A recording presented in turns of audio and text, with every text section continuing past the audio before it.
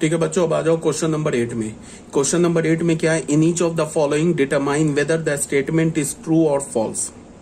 हमें क्या करना है, हमें सबसे पहले ये चेक करना है कि स्टेटमेंट ट्रू है या फॉल्स है। If it is true prove it, if it is false give an example. अगर स्टेटमेंट ट्रू है तो प्रूव करो, अगर स्टेटमेंट फॉल्स है तो एक काउंटर एग्जांपल दो। ये हमारा एनसीईआरटी का मिसलेनियस जो है उसका क्वेश्चन है। तो सबसे पहला क्या है कि अगर x a का एलिमेंट है और a हमारा a सेट b सेट का एलिमेंट है तो x b सेट का एलिमेंट है, ये ट्रू है या फॉल्स है? तो बिल्कुल ऑब्वियस ही बात है, ये फॉल्स है। देख लो, एक सेट हमने a ले लिया, एक सेट हमने b ले लिया। यहां देखो 1 जो है ना a सेट का एलिमेंट है और a जो सेट है वो b सेट का है। a सेट b सेट का एलिमेंट है। देख लो, ये पूरा कंप्लीट सेट a है ना b के अंदर, तो a set is the element of b and 1 element of a, but 1 is not element of b। 1 जो है ना हमारा b का एलिमेंट नहीं है, तो ये क्या हमारा फॉल्स है। फॉल्स था तो हमने क्या किया, एक काउंटर एग्जांपल ले लिया। ठीक है, अब सेकंड में आ जाओ। इफ a अगर b का सबसेट है और b c सेट का एलिमेंट है तो a जो होगा वो c सेट का एलिमेंट होगा, ये भी फॉल्स है। तो इसके लिए हमने क्या किया, एक सेट a लिया, एक सेट b लिया, एक सेट c लिया। यहाँ पे देखो a सेट जो है वो b सेट का सबसेट है। देख लो यहाँ 1 2, यहाँ भी 1 2 है।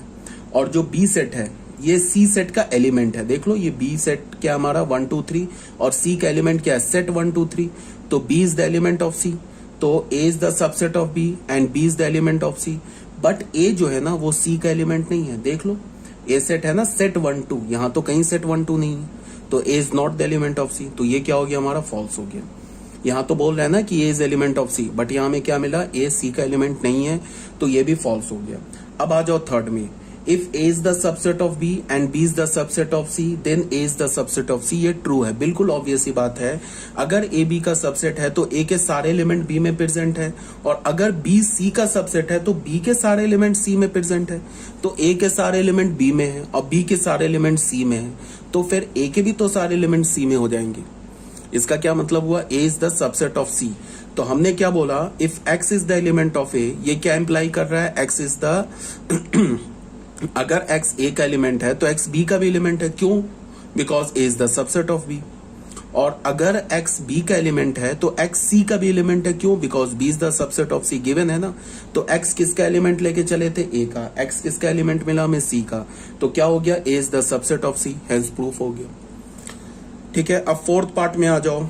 ये क्या बोल रहा है कि अगर a b का सबसेट नहीं है और b c का सबसेट नहीं है तो a भी c का सबसेट नहीं है, ये फॉल्स है। अगर a b का सबसेट नहीं है और b c का सबसेट नहीं है तो a c का सबसेट हो भी सकता है, ऐसा नहीं होगा कि a c का सबसेट नहीं होगा। तो ये फॉल्स है, उसके लिए हमने काउंटर एग्जांपल लिया। देखो ये a सेट लिया, ये b सेट लिया, ये c सेट लिया। a देख लो b सेट का सबसेट नहीं है, बिकॉज इसमें देखो 1 2 है, इसमें 1 तो नहीं है प्रेजेंट, तो इसका मतलब a b का सबसेट नहीं है। फिर b जो सेट है ना ये c का भी सबसेट नहीं है, बिकॉज यहाँ देख लो यहाँ 3 प्रेजेंट है, यहाँ 3 नहीं है, तो b is not subset of c, but a तो c का सबसेट है। देखो यहाँ 1 2 है, यहाँ 1 2 है, तो a is the subset of c, but ये क्या बोल रहा है, a c का सबसेट नहीं है, इसीलिए फॉल्स हो गया। ठीक है, अब बच्चों आ जाओ फिफ्थ पार्ट में। फिफ्थ पार्ट में क्या बोल रहा है, if x element of a and a is not subset of b then x element of b। अगर x a का एलिमेंट है और a सेट b सेट का सबसेट नहीं है तो फिर x b का एलिमेंट है, ये भी फॉल्स है। क्यों फॉल्स है, बिकॉज ये देख लो a सेट हमने ले लिया 1 2 3, b सेट हमने ले लिया 2 3 4।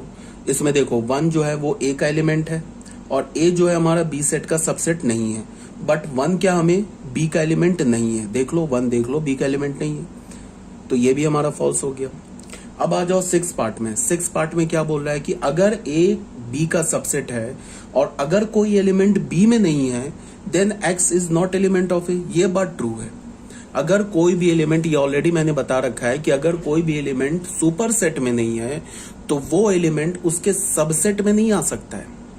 अगर कोई भी आइटम मार्केट में नहीं है वो तुम्हारे घर में नहीं हो सकता है, समझ रहे हो बात को। सुपर सेट क्या हो गया, सुपर सेट में अगर कोई एलिमेंट नहीं है या यूनिवर्सल सेट में ही कोई एलिमेंट नहीं है तो वो उसके सबसेट में थोड़े ना हो जाएगा। तो देख लो इसको हमें क्या करना है, ये ट्रू स्टेटमेंट है, इसे हमें प्रूफ करना है, ये ट्रू है। देखो गिव कैसे प्रूफ किया हमने, पहले हमने क्या बोला, ए बी का सबसेट है, तो अगर ए बी का सबसेट है and x not belongs to B, और एक्स क्या हमारा बी के इक्वल, एक्स जो है बी का एलिमेंट नहीं है, तो हमें क्या प्रूव करना है, ये तो गिवन है, हमें क्या प्रूव करना है, x is not element of A, x जो होगा वो ए का भी एलिमेंट नहीं होगा। तो हमने क्या किया, हमने ऐसा बोला कि अगर एक्स ए का एलिमेंट है, if and only if x element of B, अगर एक्स ए का एलिमेंट है तो एक्स बी का भी एलिमेंट होगा, because A is the subset of B. और यहां पे हमने क्या बोला कि अगर एक्स बी का एलिमेंट नहीं है, if and only if x is not belongs to A, because A is the subset of B, hence proof हो गया। ये बस एक ही स्टेटमेंट में लिखना था कि अगर एक्स ए का एलिमेंट है तो एक्स बी का भी एलिमेंट होगा, क्यों, because A is the subset of B. और अगर एक्स बी का एलिमेंट नहीं है, if and only if x is not element of A, x जो होगा वो ए का भी एलिमेंट नहीं हो सकता है। रीजन क्या है, because A is the subset of B. तो ये हेंस प्रूफ हो गया। वेन डायग्राम से देख लो, ए जो सेट है ना बी सेट का सबसेट है, ठीक है। अब देखो ये जो अल्फा एलिमेंट है ना, ये बी में प्रेजेंट नहीं है, ये देखो ये बी सेट है ना, इसमें प्रेजेंट नहीं, तो ये अल्फा ए में तो कभी नहीं हो सकता है। अगर अल्फा बी में ही नहीं है तो ए में कहां से आ जाएगा, ठीक है। यहाँ पे देख लो clearly from the Venn diagram, alpha is not belongs to B implies alpha not belongs to A. तो ये भी हमारा क्या हो गया, हेंस प्रूफ हो गया। अब बच्चों यहाँ पे क्या है हमारा, some important results on number of elements in sets. ये हमारा बिल्कुल लास्ट टॉपिक है सेट का, तो इसके कुछ रिजल्ट्स है उसको हम देख लेते हैं। सबसे पहला रिजल्ट क्या है, इसको देखो, हाँ मैं ये बता रहा हूं कि जितने भी मैं अभी थ्योरम्स बताऊंगा, इन सारे थ्योरम्स में से सिर्फ तुम्हें 2 थ्योरम्स को याद रखना है, ठीक है। 2 थ्योरम्स हैं जिन्हें तुम्हें याद रखना, रट जाना है। अब बाकी जितने भी थ्योरम्स हैं उसमें कहीं कोई याद रखने की जरूरत नहीं है, सिर्फ लॉजिक से वो देन एंड देयर वो फॉर्मूला आप लिख लोगे। अगर तुम्हारा लॉजिक क्लियर है, तुम्हारी अंडरस्टैंडिंग क्लियर है, तो तुम्हें याद करने की जरूरत नहीं पड़ेगी, सिर्फ 2 फॉर्मूला तुम्हें याद रखना है, ठीक है। जिसमें ये पहला फॉर्मूला नंबर 1, ये तुम्हें याद रखना है, ये तुम्हें बिल्कुल रट जाना है। यहां पे क्या बोल रहा है, if A and B are any 2 finite sets, then number of element in A union B is equal to number of element in A plus number of element in B minus number of element in A intersection B. अगर A और B कोई 2 finite set है तो A union B में number of elements किसके equal होगा, number of element in ए में पहले नंबर ऑफ एलिमेंट काउंट कर लो, फिर नंबर ऑफ बी में काउंट कर लो, और इन दोनों में के नंबर ऑफ एलिमेंट का सम ले लो, इनके सम में से ए इंटरसेक्शन बी के नंबर ऑफ एलिमेंट को सब्ट्रैक्ट कर दो, तो हमें क्या मिल जाएगा, number of element in A union B. ये हमें बच्चों प्रूफ करना है। कैसे प्रूफ करेंगे, देख लो।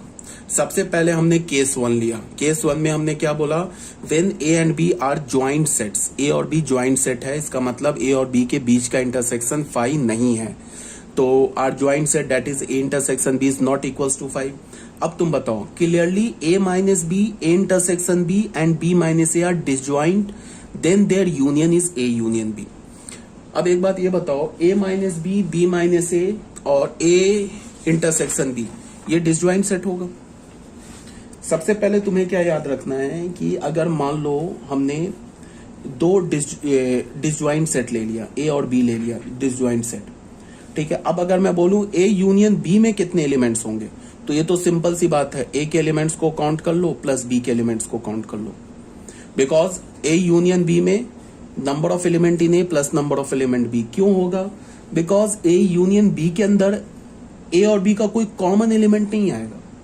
देखो प्रॉब्लम कहां होती है, जब ए और बी के बीच का कॉमन एलिमेंट आ जाए, तब ए यूनियन बी में क्या होगा, ए और बी का अगर कॉमन एलिमेंट आ जाए तब हमें कुछ सब्ट्रैक्ट भी आगे करना होगा। बट यहां पे क्या है, ए में मान लो 5 एलिमेंट है, बी में मान लो 8 एलिमेंट है, तो अगर मैं बोलूं ए यूनियन बी में कितने एलिमेंट होंगे, तो 5 + 8 13 एलिमेंट्स होंगे। ये तो बिल्कुल ऑब्वियस सी बात है, ठीक है। तो यहां पे क्या, हाँ अब अगर यहां पे क्या बोला जा रहा है कि ए और बी अगर हमारा ज्वाइंट सेट है, भले ही ए और बी ज्वाइंट है, बट ये जो हमारा है ना ए माइनस बी, ये वाला सेट, और ये जो हमारा रीजन है ना बी माइनस ए, ये सेट, और ये जो रीजन है ना हमारा ए इंटरसेक्शन बी का, ये तीनों डिसज्वाइंट सेट है। A intersection B, A minus B और बी माइनस ए, ये डिसज्वाइंट सेट्स है, ठीक है। तो अब अगर मैं बोलूं कि ए यूनियन बी को मैं क्या लिख सकता हूं, अगर मैं डिसजॉइंट सेट के फॉर्म में लिखूं तो क्या लिख सकता हूं, A minus B union A intersection B union B minus A, ऐसे लिख सकता हूं डिसजॉइंट के फॉर्म में। ये सेट और ये सेट डिसजॉइंट है, तो अगर मैं number of element A union B का ले लूं तो ये तीनों सेट तो डिसजॉइंट है, तो सिंपली क्या हो जाएगा, इन तीनों के नंबर ऑफ एलिमेंट्स ले लो, number of element A minus B plus number of element A intersection B plus number of element in B minus A, ऐसे ले लो, कोई प्रॉब्लम नहीं है। तो यहाँ पे यही काम हमने किया है। अब ये बताओ number of element in A minus B कैसे मिलेगा, ये इस रीजन में कितने एलिमेंट्स होंगे ये हमें कैसे पता चलेगा। ए में से, इस सेट ए में से तुम ए इंटरसेक्शन बी के एलिमेंट को हटा दो, तो ये क्या हो जाएगा, नंबर ऑफ एलिमेंट ए में से तुम ए इंटरसेक्शन बी के एलिमेंट को हटा दो, तो क्या हो जाएगा, number of element in A minus B. ये क्या लिखा है हमारा, number of element in A minus B. A intersection B को हमने ऐसे ही छोड़ दिया, ए इंटरसेक्शन बी। अब number of element in B minus A कैसे लिखेंगे, तुम बी में से ए इंटरसेक्शन बी के एलिमेंट को हटा दो, तो number of element in A B minus A आ जाएगा। तो देखो ये कैंसिल हो गया, ये कैंसिल हो गया, तो हमें क्या मिला, number of element in A plus number of element in B minus number of element in A intersection B. ये किसके इक्वल हो गया, number of element in A union B. ये हमारा एक स्टैंडर्ड रिजल्ट आ गया, इसे तुम्हें याद रखना है, मेमोराइज करना है, तुम्हें याद रखना है इस रिजल्ट को, समझ रहे हो ना बात को, ये इंपॉर्टेंट रिजल्ट है, इसे तुम्हें याद रखना है। तो इस रिजल्ट को हम ऐसे भी देख सकते हैं, बिल्कुल सिंपल से लॉजिक से भी समझ सकते हैं। ए यूनियन बी में क्या एलिमेंट होगा, हमने क्या किया पहले, ए यूनियन बी हमारा सेट क्या होगा, ऐसे ही होता है ना हमारा A union B set, simple logic से भी समझ सकते हो। ए और बी, ये हमारा ए यूनियन बी की शेडिंग हो गई, ठीक है। तो ए यूनियन बी में हमें नंबर ऑफ एलिमेंट चाहिए, तो हमने क्या किया, ए सेट का सारा एलिमेंट काउंट कर लिया, ठीक है, बी सेट का सारा एलिमेंट काउंट कर लिया। तो जब हमने ए सेट के सारे एलिमेंट को काउंट किया तो उसमें ए इंटरसेक्शन बी भी काउंट हो गया, और जब हमने बी सेट के सारे एलिमेंट को काउंट किए तो ये ए इंटरसेक्शन बी 2 बार काउंट हो गया ना, बट हमें चाहिए कितनी बार, एक ही बार चाहिए, तो एक बार सब्ट्रैक्ट कर दिया। जैसे हमने लिखा ना एन ए, तो इसमें तो ए इंटरसेक्शन बी के भी एलिमेंट काउंट हो गए, फिर हमने लिखा एन बी, तो इसमें बी इंटरसेक्शन ए के भी एलिमेंट काउंट हो गए, तो हमारे पास एन ए से ए इंटरसेक्शन बी का एलिमेंट काउंट हो गया, एन बी से भी फिर ए इंटरसेक्शन बी का एलिमेंट 2 बार काउंट हो गया, बट हमें तो एक ही बार काउंट करना है ना, तो एक बार सब्ट्रैक्ट कर दिया तो बैलेंस हो गया। तो ऐसे भी तुम सिंपल लॉजिक से समझ सकते हो, या जो ये अभी हमने प्रूफ किया ऐसे भी तुम समझ सकते हो, ठीक है। तो इसको हमने क्या बोल दिया, number of element in A union B को हमने क्या बोला, number of element in A plus number of element in B minus number of element in A intersection B. ये हमारा केस 1 था, when A and B are joint set, that is A intersection B is not 5। अब आ जाते हैं case 2 में। Case 2 में क्या होगा, A and B are disjoint set, अगर ए बी डिसजॉइंट सेट है तो इनके बीच का इंटरसेक्शन क्या होगा, 5, तो ए इंटरसेक्शन बी 5 होगा। अगर ए इंटरसेक्शन बी 5 है, ए इंटरसेक्शन बी में कोई एलिमेंट ही नहीं है, तो इसके नंबर ऑफ एलिमेंट क्या हो जाएंगे, 0। A union B, number of element 0 हो जाएंगे। तो तुम क्या लिख सकते हो, ए यूनियन बी को क्या लिख सकते हो, n A plus n B. क्यों लिख सकते हो, because A and B are disjoint set. तो n A plus n B में अगर तुमने -0 कर दिया तो कोई प्रॉब्लम ही नहीं है, -0 की जगह क्या डाल दो, ए इंटरसेक्शन बी डाल दो। Number of element in A intersection B, कहने का क्या मतलब है, चाहे हमारा ए और बी ज्वाइंट सेट हो, चाहे हमारा ए और बी डिसजॉइंट सेट हो, ये जो फॉर्मूला है ना, ये फॉर्मूला दोनों के लिए वैलिड है। If A and B are joint set तो भी ये फॉर्मूला वैलिड है, if A and B are disjoint set तो भी ये फॉर्मूला वैलिड है, ये कहने का मतलब है, ठीक है। बट अगर हमें पता है ना कि ए और बी हमारा डिसजॉइंट सेट है, अगर हमें ये पता है तो सिंपली ए और बी डिसजॉइंट सेट है तो सिंपली ए यूनियन बी किसके इक्वल हो जाएगा, n A plus n B के इक्वल हो जाएगा। अगर ए और बी हमारा डिसजॉइंट सेट है, ज्वाइंट सेट नहीं है। अगर तुम इसमें लिखना चाहते हो n of A intersection B तो कोई प्रॉब्लम नहीं, बिकॉज ये 0 के इक्वल है। और ए और बी अगर हमारा ज्वाइंट सेट है तो फिर ए यूनियन बी किसके इक्वल हो जाएगा, n A plus n B, n A plus n B minus n times A intersection B, ये इसके इक्वल होगा। अब यहाँ पे ये 5 के इक्वल नहीं होगा, बिकॉज ए और बी ज्वाइंट सेट है तो ए इंटरसेक्शन बी में कुछ ना कुछ एलिमेंट होंगे, तो ये 5 के इक्वल नहीं है। मतलब ये 5 का मतलब ये 0 के इक्वल नहीं है। ए इंटरसेक्शन बी हमारा ज्वाइंट के लिए क्या होगा, 5 के इक्वल नहीं होगा, तो number of element in A intersection B ये 0 के इक्वल नहीं होगा। ठीक है, ये बात क्लियर हो गई। अब इसमें एक छोटा मोटा कुछ नोट्स देख लेते हैं। यहाँ पे क्या बोला है, नोट नंबर 1 में देख लो। नोट नंबर 1 में क्या है, नंबर ऑफ एलिमेंट इन ए में जो एलिमेंट होंगे उसको हम क्या लिख सकते हैं, number of element in A minus B plus number of element in A intersection B. ये बिल्कुल ऑब्वियस सी बात है, ये ए है ना, ये पूरा सेट ए, तो इस ए के सेट को तुम कैसे लिख सकते हो, ये जो हमारा शेडिंग है ये किसका, ए माइनस बी, तो ए माइनस बी के नंबर ऑफ एलिमेंट्स को और ए इंटरसेक्शन बी के नंबर ऑफ एलिमेंट्स को ऐड कर दोगे तो ए का एलिमेंट आ जाएगा। बिकॉज ए माइनस बी और ए इंटरसेक्शन बी हमारा डिसजॉइंट सेट है। देखो बच्चों, ये वाला जो सेट है ना, ये हमारा किसका सेट है, ए माइनस बी का, और ये जो सेट है ये इंटरसेक्शन बी का है, ये दोनों डिसजॉइंट सेट है। अब अगर मैं बोल रहा हूं ना ए में नंबर ऑफ एलिमेंट निकालो, तो ए माइनस बी और ए इंटरसेक्शन बी के नंबर ऑफ एलिमेंट्स को ऐड कर दोगे तो हमें सेट ए के नंबर ऑफ एलिमेंट्स मिल जाएंगे। ठीक है, अब अगर मैं बोलूं सेम लॉजिक से number of element in B, तो क्या होगा, ये वाला हमारा सेट क्या है, बी माइनस ए, तो बी माइनस ए में अगर तुम ए इंटरसेक्शन बी के नंबर ऑफ एलिमेंट्स को ऐड कर दोगे तो हमें नंबर ऑफ एलिमेंट मिल जाएगा बी का।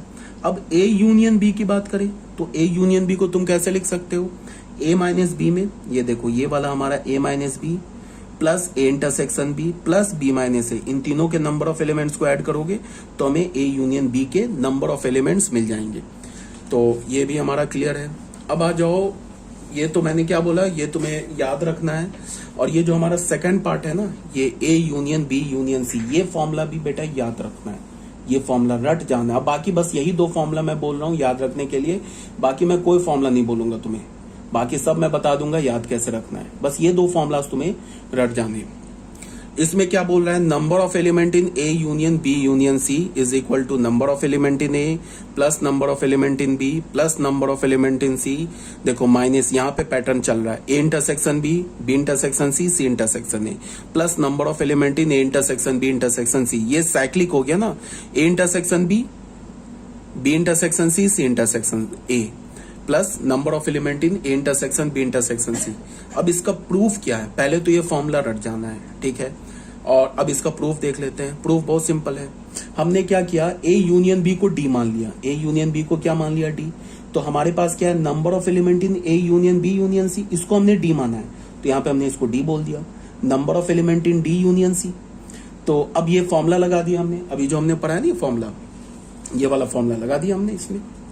इसको हमने क्या बोला, number of element in D plus number of element in C minus number of element in D intersection C. अब डी को हमने क्या बोल रखा है, ए यूनियन बी, यहाँ पे डी की जगह ए यूनियन बी डाल दिया, सी की जगह यहाँ सी डाला, फिर डी की जगह क्या डाल दिया, ए यूनियन बी डाल दिया इंटरसेक्शन सी। ठीक है, तो फिर इसमें फिर ए यूनियन बी वाला फॉर्मूला लगा दिया, तो हमें क्या मिल जाएगा, हमें मिलेगा number of element in A union A plus number of element in B, इसमें को यूज कर रहे हैं, minus number of element in A intersection B, और ये प्लस तो यहाँ आ गया, ये माइनस एन है। इसमें हमने क्या किया, ये यूनियन इंटरसेक्शन पे डिस्ट्रीब्यूटिव होता है, वो अलग अलग कर दिया।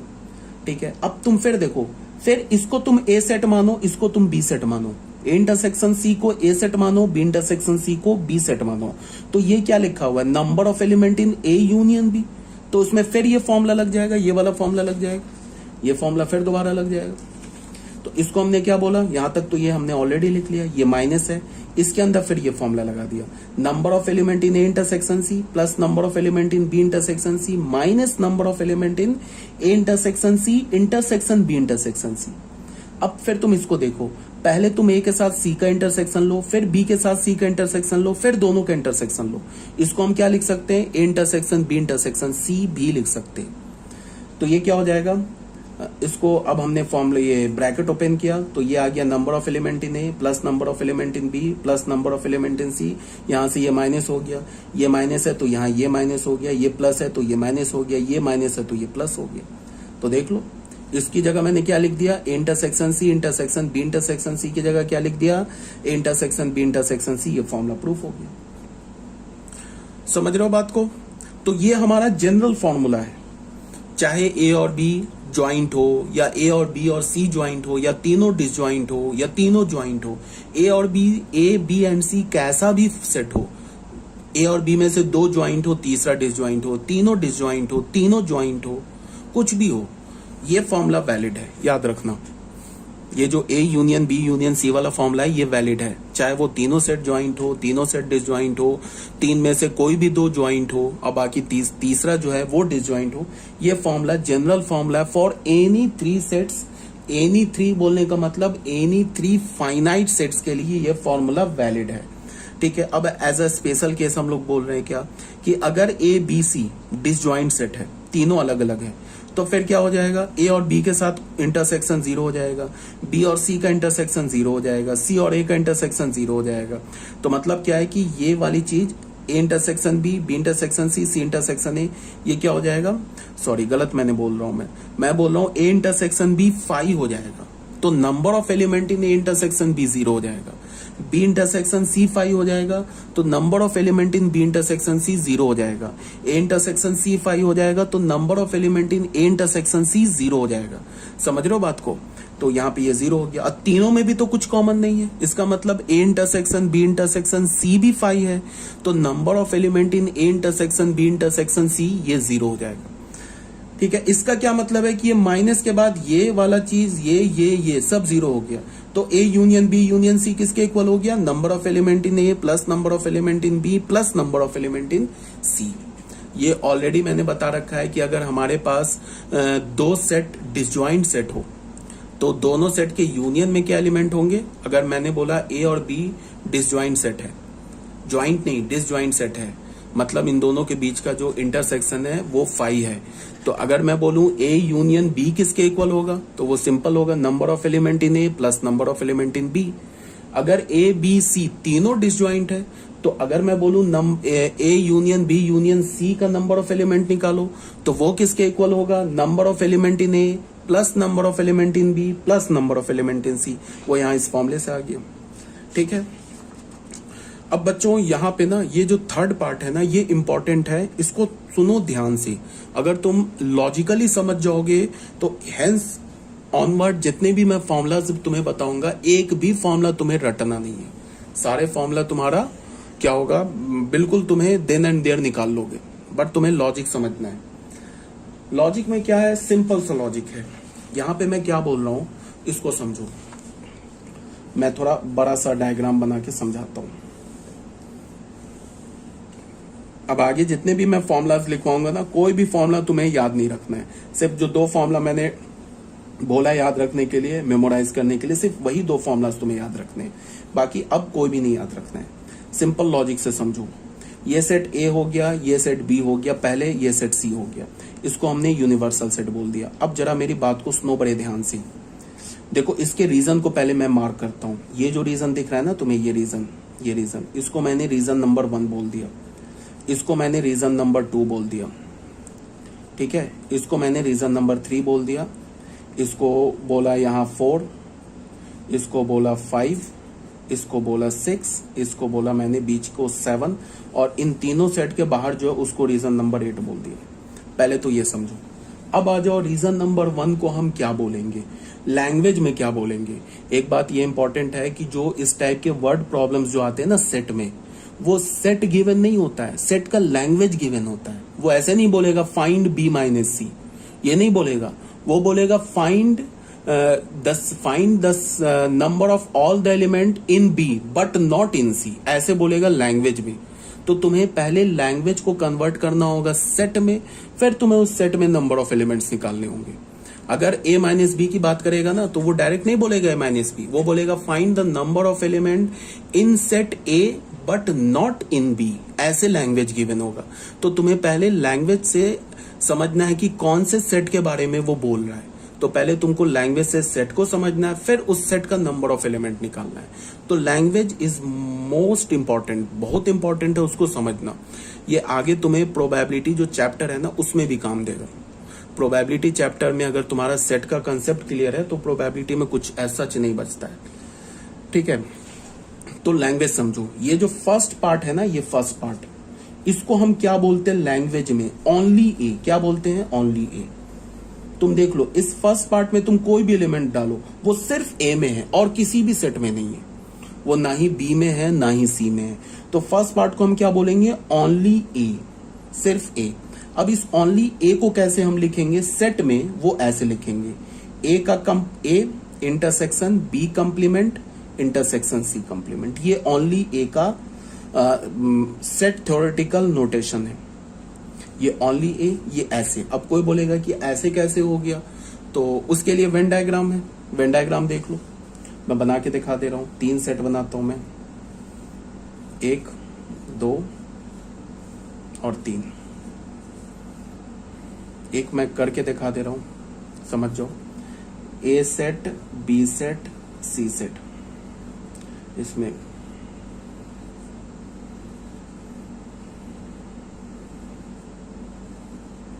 ए बी सी, ये हो गया ए बी सी, ये हो गया ए बी सी। अब मेरी बात को ध्यान से सुनो। सबसे पहले मैं क्या करता हूं कि सेट ए का मैंने बनाया, ये ए, सेट ए की शेडिंग की मैंने। यहां पे मैंने बी कंप्लीमेंट की शेडिंग करता हूं, ध्यान से देखो। बी को छोड़ के बाकी सब की शेडिंग कर दी मैंने यहां बी कंप्लीमेंट शेडिंग कर दिया। अब यहां पे मैं सी कंप्लीमेंट का शेडिंग करता हूं, सी को छोड़ के बाकी सब। देखो ये हो गया हमारा सी कंप्लीमेंट का शेडिंग। अब तुम देखो ये हमारा बी कंप्लीमेंट का शेडिंग है, ये हमारा सी कंप्लीमेंट का शेडिंग है। इन तीनों का कॉमन रीजन देख लो एक बार क्या है। तीनों में जो कॉमन शेडेड रीजन है वो देख लो। ये जो रीजन दिख रहा है ना, ये रीजन यहां भी देखो, ये रीजन है, यहां भी देखो ये रीजन है। यही जो रीजन है ना तीनों में कॉमन है। अब बाकी अगर तुम इस रीजन को देखोगे तो ये रीजन तो ए में है, बट देखो बी कंप्लीमेंट में नहीं है। सी कंप्लीमेंट में है बट बी कंप्लीमेंट में नहीं है। तो तीनों के कॉमन में तो नहीं आ सकता है। तो अगर मैं बोलूं कि तीनों का कॉमन इंटरसेक्टिंग रीजन लेना है तो क्या होगा।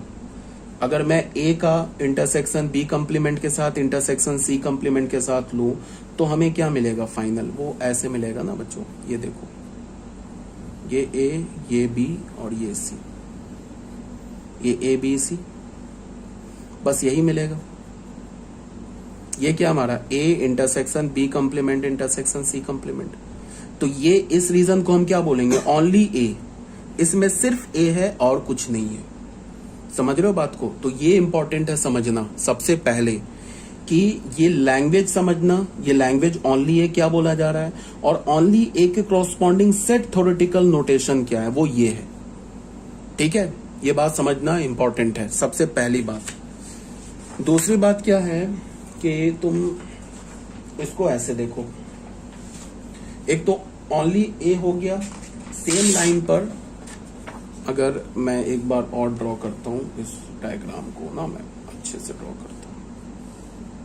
ये सेट ए, ये सेट बी, ये सेट हमारा सी। ए सेट, बी सेट, सी सेट। इसको हमने बोल दिया फर्स्ट, इसको हमने बोला है सेकंड, इसको हमने बोला है थर्ड। ये है हमारा फोर्थ पार्ट, ये फिफ्थ पार्ट, ये सिक्स्थ पार्ट, ये सेवंथ पार्ट बीच का और ये एट्थ पार्ट। तो फर्स्ट आ गया समझ में। अब अगर मैं बोलूं सेकंड, सेकंड क्या है, सेम लॉजिक से ओनली बी। लैंग्वेज में क्या बोलेंगे, ओनली बी। ओनली बी बोलो या बी ओनली बोलो।